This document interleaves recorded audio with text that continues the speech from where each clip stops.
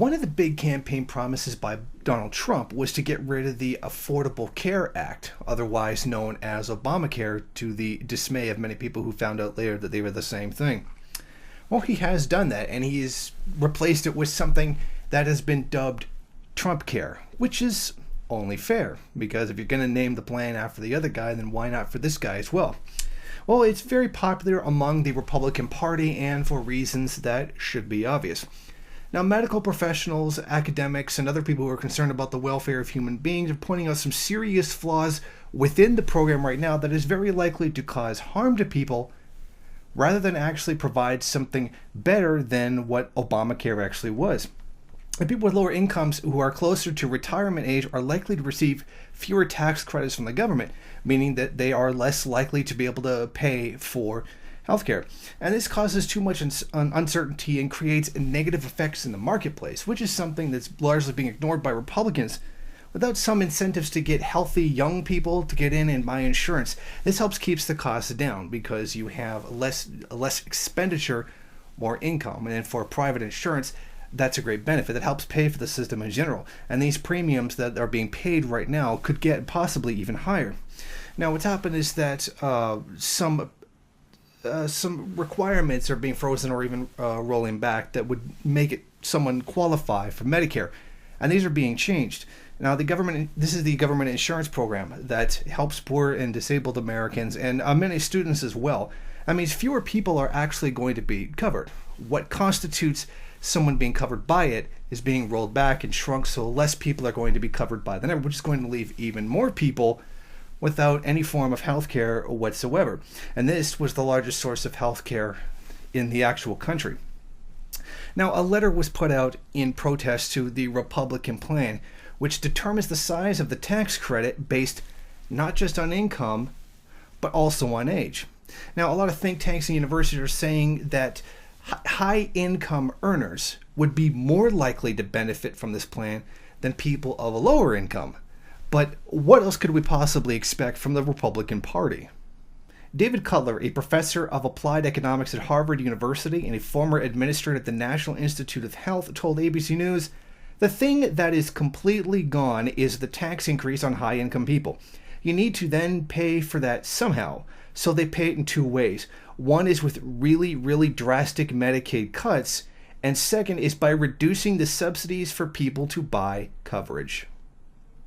Now, the Standard & Poor's says that up to 10 million people could end up losing coverage as a result of this. But Cutler says it could be even higher. It could be even twice that number, to 20 million people. Now, this reverses the Affordable Care Act, also known as Obamacare, which prohibits certain companies from charging older people more than 3 times what they charge younger people. In other words, trying to keep fees under control. That control is now gone. So if you're elderly, you're going to be paying a lot more for health insurance than you previously were. And this cost for health insurance is probably going to put you in the poorhouse, given the amount that it's going to cost you.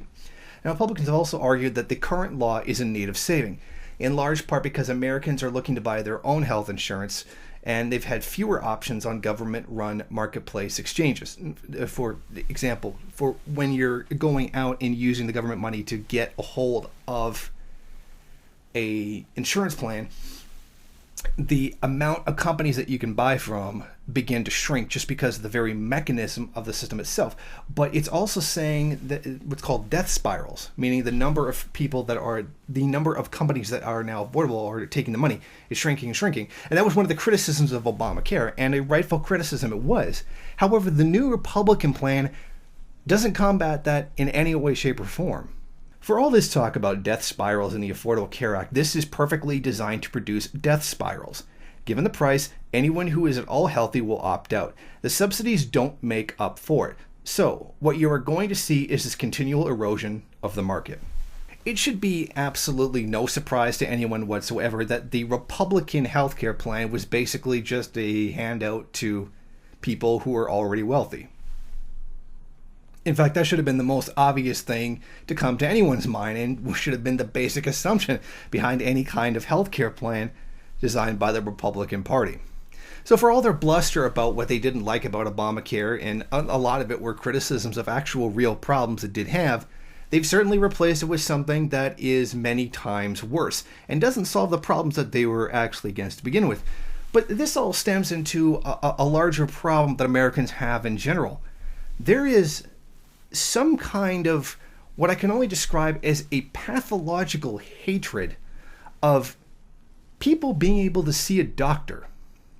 Now, most Americans will want to see a doctor. They want to see a doctor, and they'll take anything that would be able to get them to see one. But they will fight like hell against anything that will allow someone else to be able to see a doctor. And it doesn't matter what you bombard them with. Facts, statistics, every kind of proof whatsoever that a universal healthcare system is better than one provided by private insurance companies, they will still always believe in insane conspiracy theories and complete and utter nonsense in order to avoid having a universal healthcare system. The United States is one of the most expensive countries in the world for healthcare. The individual cost per person is higher in the United States than many other, frankly, almost all other first world industrialized nations. And that is due to the fact that it is run by a private plan. And Americans also have worse health than all of those countries. I mean, that's not a coincidence there. America has a bad healthcare system.